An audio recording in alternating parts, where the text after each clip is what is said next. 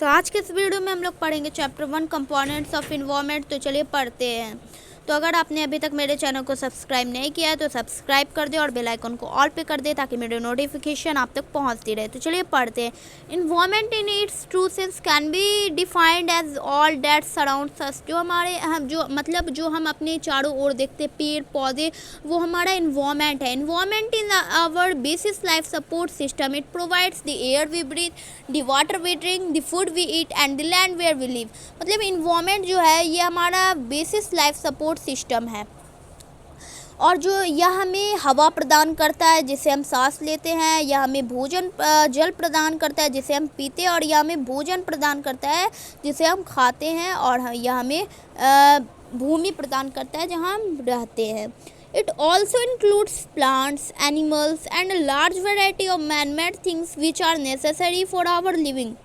मतलब जो यह इंक्लूड करता है प्लांट्स को, एनिमल्स को और large variety man made things को, मतलब मनुष्यों के द्वारा बनाई गई चीज़ों को जो हमारे ज़िंदा रहने के लिए लिविंग रहने के लिए ज़रूरी है। दस environment has both natural and man made elements. इसलिए इन्वायरमेंट को नेचुरल एलिमेंट्स भी होते हैं और मैन मेड एलिमेंट्स भी होते हैं।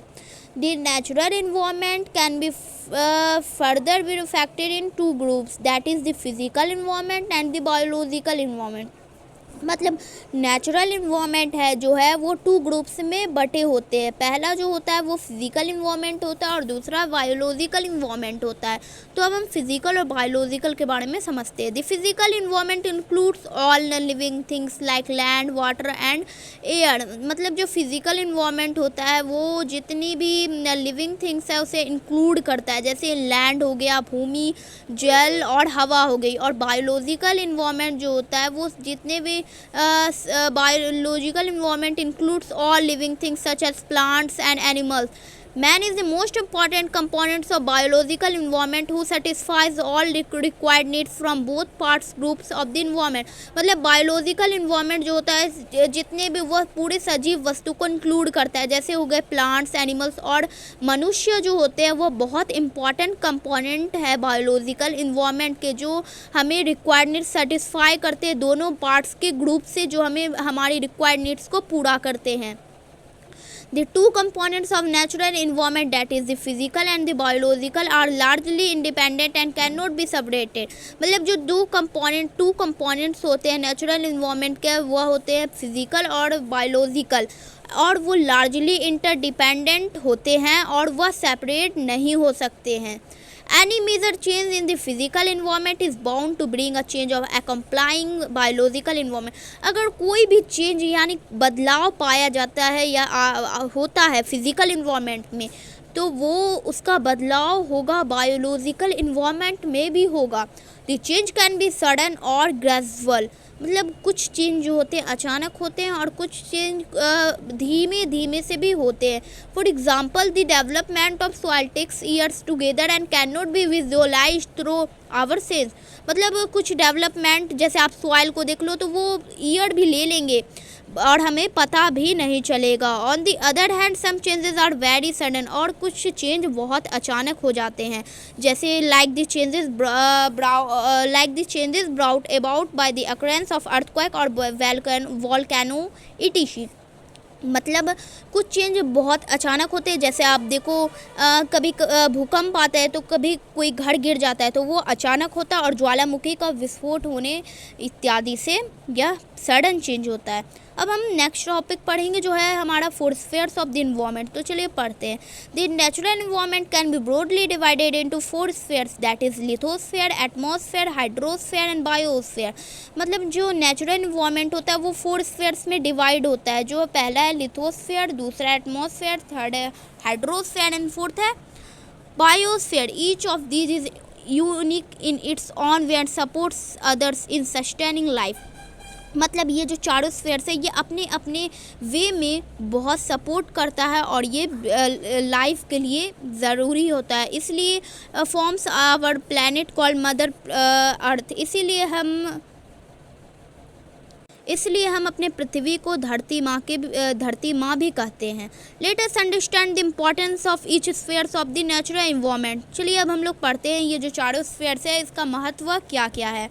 तो पहला हमारा आता है लिथोस्फीयर। तो लिथोस्फीयर क्या है? The literal meaning of lithosphere is the sphere of rocks. The earth solid layer is called lithosphere. मतलब जो लिटरल मीनिंग लिथोस्फीयर का होता है मतलब रॉक्स का जो वह स्फीयर होता है, रॉक्स वाले क्षेत्र का ये स्फीयर्स होता है। और जो हमारे पृथ्वी पर सॉलिड लेयर होता है उसे हम लिथोस्फीयर कहते हैं। The lithosphere is about 100 kilometre in thickness. Lithosphere की जो मोटाई होती है वो 100 किलोमीटर की होती है। The upper most part of the lithosphere is composed of rocks rich in silica and aluminium called sial. Below the sial layer the rocks are mainly rich in silica and magnesium are called sima. मतलब जो अपर most part होता है lithosphere का उसे हम वह जो है सिलिका और एल्युमिनियम होता है जिसे हम सीएल कहते हैं। और जो सीएल लेयर के जो नीचे भीतरी उसके अंदर वाली जो भाग होती है वो उसमें पाया जाता है सिलिका और मैग्नीशियम जिसे हम सीमा कहते हैं। Which is generally found below the bottom of the oceans basins. मतलब जो जनरली पाया जाता है ओशियन के नीचे। Thus lithosphere is that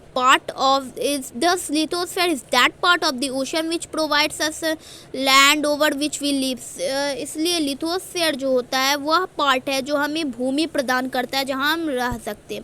It provides soil for the plants and is also includes a source of all minerals wealth। यह जो हमें पौधे के लिए मिट्टी प्रदान करता है और यह एक मिनरल्स का सोर्स है।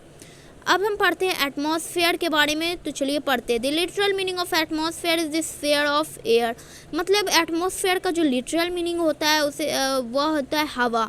The atmosphere composed of the mixture of gases which forms an envelope around the earth. Atmosphere जो होता है वो बहुत सारी मिक्सचर गैसेस से बना होता है। It is the gaseous envelope extending about 1600 kilometre about the earth surface. यह जो गैस होता है वो 1600 किलोमीटर अर्थ के सरफेस से होता है। Of the total mass of the atmosphere 99% exist without 32 kilometre in height from the earth surface. इसकी जो हाइट होती है वो होती है 32% से। मतलब एटमॉस्फेयर 99% एग्जिस्ट करती है।